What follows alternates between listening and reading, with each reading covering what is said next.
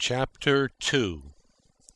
And, ere I begin, I must ask the reader to walk with me in all sympathy. And since sympathy is merely understanding, begin by understanding me and whom and what I write about.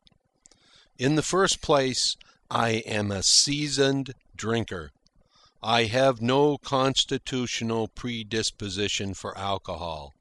I am not stupid. I am not a swine. I know the drinking game from A to Z, and I have used my judgment in drinking. I never have to be put to bed, nor do I stagger. In short, I am a normal, average man, and I drink in the normal, average way as drinking goes. And this is the very point.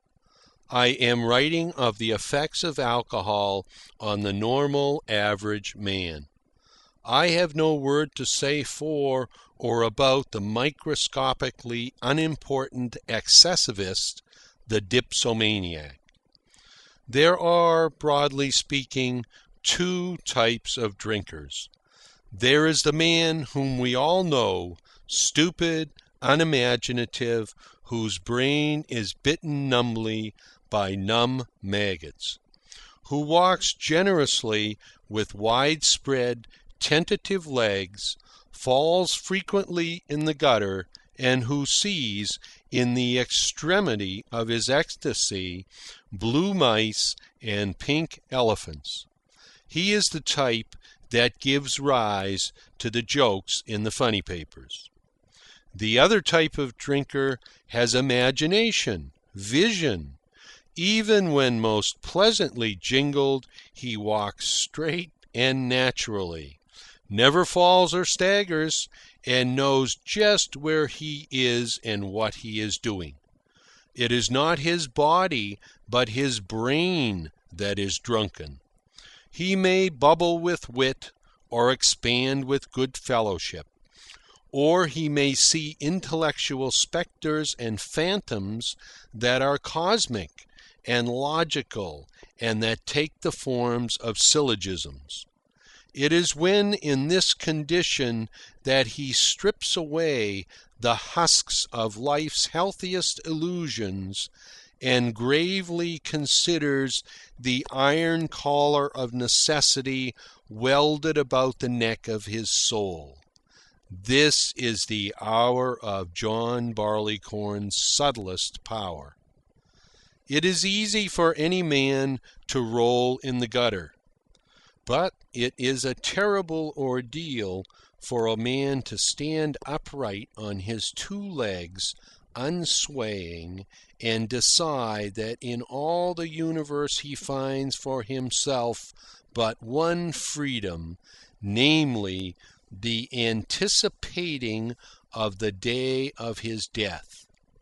With this man, this is the hour of the white logic, of which more anon, when he knows that he may know only the laws of things, the meaning of things never.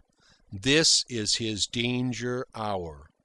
His feet are taking hold of the pathway that leads down into the grave. All is clear to him.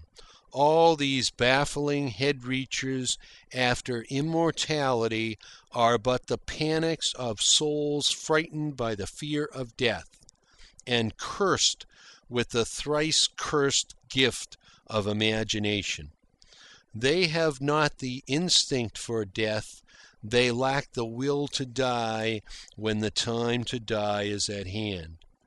They trick themselves into believing they will outwit the game and win to a future, leaving the other animals to the darkness of the grave or the annihilating heats of the crematory. But he, this man in the hour of his white logic, knows that they trick and outwit themselves. The one event happeneth to all alike. There is no new thing under the sun, not even that yearned-for bauble of feeble souls, immortality. But he knows, standing upright on his two legs unswaying.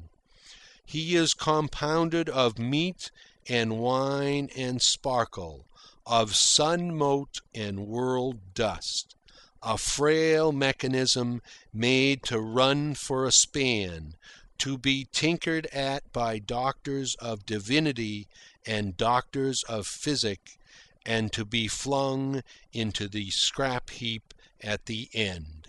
Of course, all this is soul sickness, life sickness. It is the penalty the imaginative man must pay for his friendship with John Barleycorn. The penalty paid by the stupid man is simpler, easier. He drinks himself into sottish unconsciousness. He sleeps a drugged sleep, and if he dream, his dreams are dim and inarticulate. But to the imaginative man, John Barleycorn sends the pitiless, spectral syllogisms of the white logic. He looks upon life and all its affairs with the jaundiced eye of a pessimistic German philosopher. He sees through all illusions. He transvalues all values. Good is bad. Truth is a cheat. And life is a joke. From his calm, mad heights, with the certitude of a god, he beholds all life as evil. Wife, children, friends. In the clear white light of his logic, they are exposed as frauds and shams. He sees through them, and all that he sees is their frailty, their meagreness, their sordidness, their pitifulness. No longer do they fool him. They are miserable little egotisms like all the other little humans, fluttering their mayfly-like dance of an hour. They are without freedom. They are puppets of chance. So is he. He realizes that. But there is one difference. He sees. He knows. And he knows his one freedom. He may anticipate the day of his death. All of which is not good for a man who is made to live and love and be loved. Yet suicide, quick or slow, a sudden spill or a gradual oozing away through the years, is the price John Barleycorn exacts. No friend of his ever escapes making the just due payment. Chapter 3. I was 5 years old the first time I got drunk. It was on a hot day, and my father was ploughing in the field. I was sent from the house half a mile away to carry to him a pail of beer. "And be sure you don't spill it," was the parting injunction. It was, as I remember it, a lard pail, very wide across the top and without a cover. As I toddled along, the beer slopped over the rim upon my legs. And as I toddled, I pondered. Beer was a very precious thing. Come to think of it, must be wonderfully good. Else, why was I never permitted to drink of it in the house? Other things kept from me by the grown-ups I had found good. Then this, too, was good. Trust the grown-ups. They knew. And anyway, the pail was too full. I was slopping it against my legs and spilling it on the ground. Why waste it? And no one would know whether I had drunk or spilled it. I was so small that in order to negotiate the pail, I sat down and gathered it into my lap. First, I sipped the foam. I was disappointed. The preciousness evaded me. Evidently, it did not reside in the foam. Besides, the taste was not good. Then I remembered seeing the grown-ups blow the foam away before they drank. I buried my face in the foam and lapped the solid liquid beneath. It wasn't good at all, but still I drank. The grown-ups knew what they were about. Considering my diminutiveness, the size of the pail in my lap, and my drinking out of it with my breath held, and my face buried to the ears in foam, it was rather difficult to estimate how much I drank. Also, I was gulping it down like medicine in nauseous haste to get the ordeal over. I shuddered when I started on, and decided that the good taste would come afterwards. I tried several times more in the course of that long half-mile.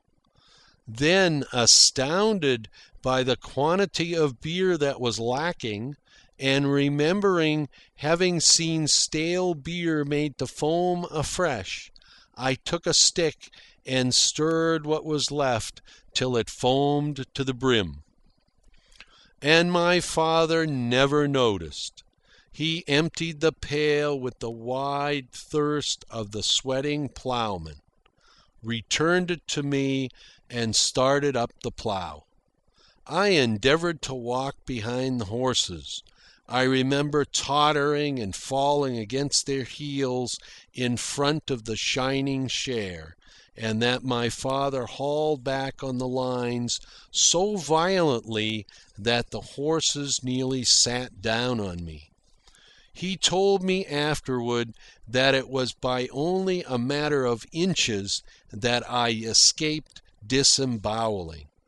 Vaguely, too, I remember, my father carried me in his arms to the trees on the edge of the field, while all the world reeled and swung about me, and I was aware of deadly nausea mingled with an appalling conviction of sin. I slept the afternoon away under the trees, and when my father roused me at sundown, it was a very sick little boy that got up and dragged wearily homeward. I was exhausted, oppressed by the weight of my limbs, and in my stomach was a harp-like vibrating that extended to my throat and brain. My condition was like that of one who had gone through a battle with poison. In truth, I had been poisoned. In the weeks and months that followed, I had no more interest in beer than in the kitchen stove after it had burned me. The grown-ups were right. Beer was not for children. The grown-ups didn't mind it, but neither did they mind taking pills and castor oil. As for me, I could manage to get along quite well without beer. Yes, and to the day of my death, I could have managed to get along quite well without it. But circumstances decreed otherwise. At every turn in the world in which I lived, John Barleycorn beckoned. There was no escaping him. All paths led to him. And it took 20 years of contact, of exchanging greetings and passing on with my tongue in my cheek, to develop in me a sneaking liking for the rascal. End of chapter 3.